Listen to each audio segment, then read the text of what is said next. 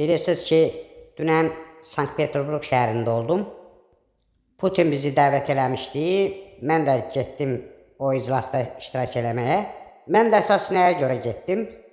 Mən düşündüm ki, İlham Əliyev də gələcək ora. Ona görə də getdim. Getdim, çatdım ora.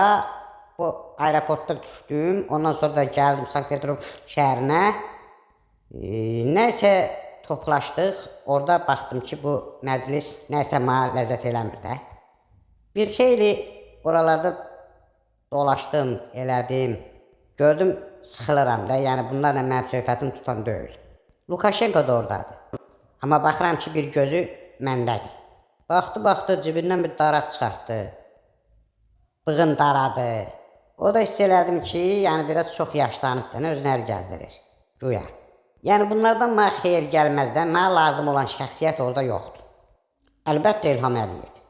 Əlbəttə onu da bilirəm, yadımdan çıxmaz. Dekabrın 24-ü İlham Əliyevin ad günüdür.